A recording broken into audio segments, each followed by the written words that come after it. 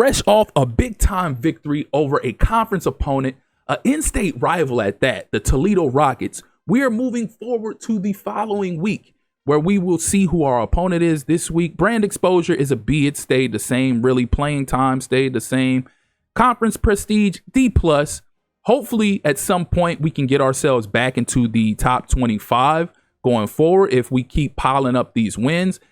Championship contender status has moved up, so maybe that means we won't have too much longer before we can get back into that top 25. Who knows? But Buck Durbin, the guy who we allocated 10 hours to last week to DM the player to see if we can move up from third to second and possibly go up even further, he went ahead and committed elsewhere at Jacksonville State. Juelis Walls is the MAC Defensive Player of the Week. He should be National Defensive Player of the Week. And there you have it. He is 6 sacks, 7 total tackles, 8 tackles for loss. How you have 7 total tackles, but 8 tackles for loss? I don't know, but we'll take it. We'll take it regardless. Kylan Brantley, MAC Offensive Player of the Week with 7 catches, 159 yards, and 2 TDs. I would imagine he's going to be National Player of the Week as well. No, I guess not. So we're on a bye week, a much needed reset going forward. Some top stories for the week. Arkansas ended up knocking off Ole Miss 33-21, making Ole Miss fall to 14 in the nation. And player of the week, offensive player of the week, Pierre Byard. I can see why now. 20 carries, 208 yards, averaging 10 yards per carry. I can see why Brantley wasn't the offensive player of the week nationally.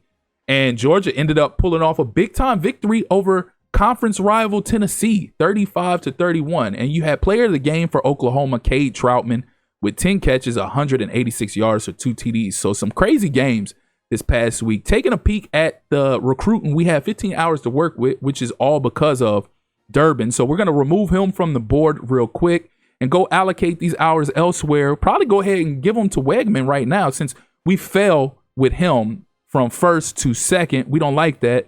So probably remove friends and family. Let me see what this visit is. I might give them the 25 back if we got the right combo for visit. Oh yeah, there we go. So playing time, we have an A+ there. So we can do the 15 for the playing time and we can go ahead and give him his 25 hours back for contact friends and family. All right, so we good there. That's about it for recruiting this week. So we can go ahead and move along to the next week. But before we do so, let's go ahead and check out, not the players of the week, but while we're at it, I was going to check out statistics, but let's check out the Heisman race. So Heisman, of course, we don't have anybody up there, but the number one leader, Jaron, I'm not going to say the rest of his name because that combination is just crazy, but we vividly remember him because we were actively pursuing him in the recruiting process just a year or two prior. So Tommy Trout is second. Taylon Taylor, who is a nuisance to us every time we play them. Hopefully we get a chance to see them again so we could try to shut them down. But that's your Heisman race right there with Jaron leading the way. So hopefully we get an opportunity to play Jaron so we can make him pay for going to Pitt. But let's check out these records before we go ahead and bounce to the next week. So for the nation or national single game record, we have Amir Ishmael of Western Michigan, who lead 6 sacks. Oh my God. So if we could have just got a half sack more, we would have the national record.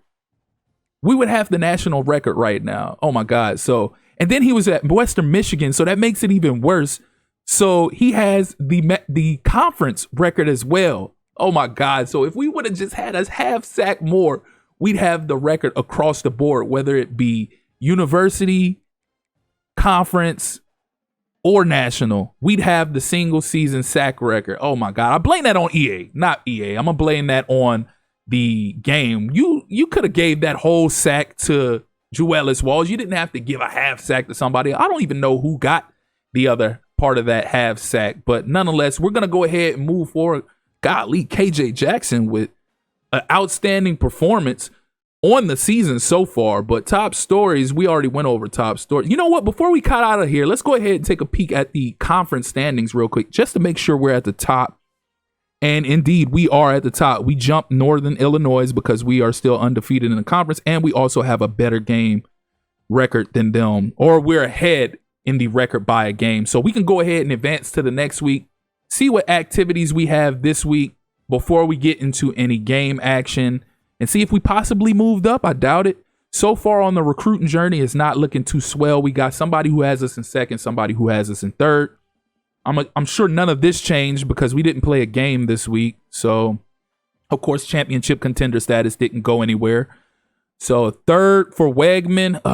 So, apparently the scheduling of, well, his visit is this week. So, I'm not going to say scheduling of his visit didn't impact it. But facing off against Central Michigan this week, we got Wegman coming in for this game. They're 59 overall. So, we should be able to punish these guys. We should be able to do to them what we wanted to do to Toledo. And again, as you can see, we're in the top spot, and it looks like Northern Illinois fell out of that spot, and Buffalo has jumped into the second spot. Top stories, you got Auburn coming through with the big time victory, 30-27. Then you got Texas A&M pulling off a massive victory over South Carolina, 38-10. And James Nesta, Mike linebacker, 2 pass deflections. He ended up being player of the game for that week. And we find ourselves locked into a recruiting battle with Liberty for Stephen Pitts. So although we already have the max hours allocated, let's go ahead and schedule a visit for him this week. And we're going to go with proximity to home since we have an A- there, and he has a green check mark for that category. So that's going to do it for this episode because we're already right here at 6 minutes. We don't want to prolong this any longer than it needs to be. We'll get into the game action on the next episode against Central Michigan. As always, if you're here for the first time or you're returning and you haven't liked or subscribed already, please do so. Click that notification tab so you can stay up to speed with more of this Kent State rebuild as well as other College Football 26 content. Again, I appreciate you all for tuning in. That's been my time. Till next time.